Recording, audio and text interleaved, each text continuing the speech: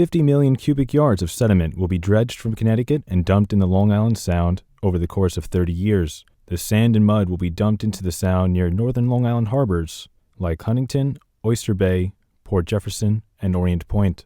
The Connecticut sediment worries Long Island residents and environmentalists as they believe heavy metals and toxins may be in the sediment. The dredging operations will occur near heavy industrial harbors where these toxic chemicals are used in manufacturing. Residents and politicians have called upon New York State Governor Andrew Cuomo to repeal the dredging plan and ask for more environmentally friendly disposal means to protect their waters.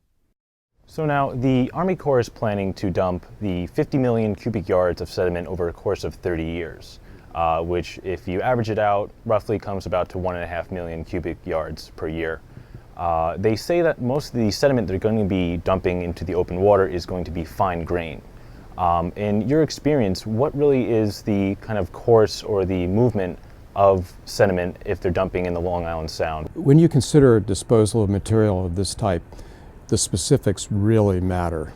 And so exactly where they would plan to dispose of this material, that is the energetics of that area in terms of wave activity, tidal current activity, what the height of the mound of material might be, what's really important from a chemical standpoint and biological standpoint is what is the final material that composes the upper part of a pile of spoil. Is it the most contaminated material, or is it relatively uncontaminated material? And why is the top part of that pile the most important to study? Well, that's going to project up into the highest current areas in the water column. That is, currents tend to decrease as you get right to the bottom, and if you're near the surface of the water column, you'll tend to get more wave interaction, particularly during major storms where you can remobilize sediment. People worry that heavy metals or PCBs or other pollutants may come into the sediment or be introduced into the sediment and then come to the Long Island Sound. Is it something that is carried easily with the sediment?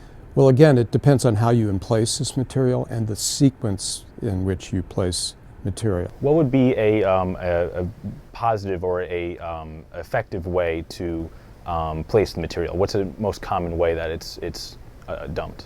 So normally you would try to take your most contaminated material you know has the highest concentrations of metals, heavy metals, and organic contaminants, and dredge those first and place those at the base of a pile, and then cover that material with material, usually from in a harbor. It would be the deeper material in a harbor, the less contaminated, deeper material. What are some of the ways that you've seen that dredging material has been removed?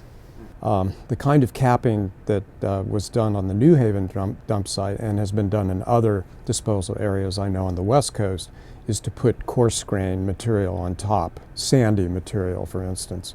And of course that quickly becomes draped with natural mud in an environment like Long Island Sound. That, again, is a mechanism of isolating the primary dump material from the environment and acting as a buffer to that material.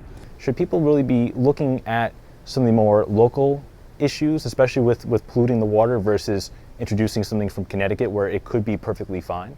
Along our coasts, of course, and on Long Island in particular, we dispose of things all the time. All of us do. When we flush the toilet, a large part of our waste goes into septic and cesspool systems, which then leach into the groundwater, which then leach into the coastal zone eventually.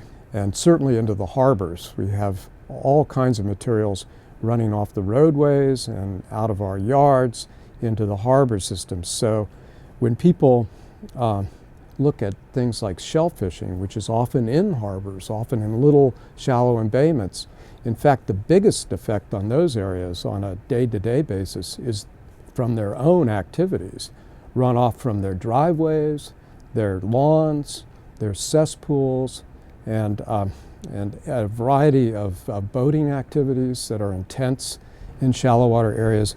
These are the most immediate impacts on pollution in those areas. What's to say, or why, for example, couldn't the Army dump materials further out east of Long Island? Well, I would guess economics are largely driving that consideration. And if it's relatively inexpensive and it serves the purpose in a safe way and in an acceptable way to the public in terms of health issues and ecosystem health issues, then it seems to me to be the proper solution.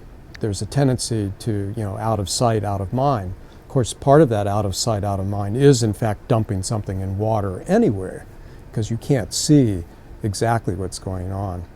But the technology of following the behavior of material in the ocean once it's been put there has really, really improved over the last decades.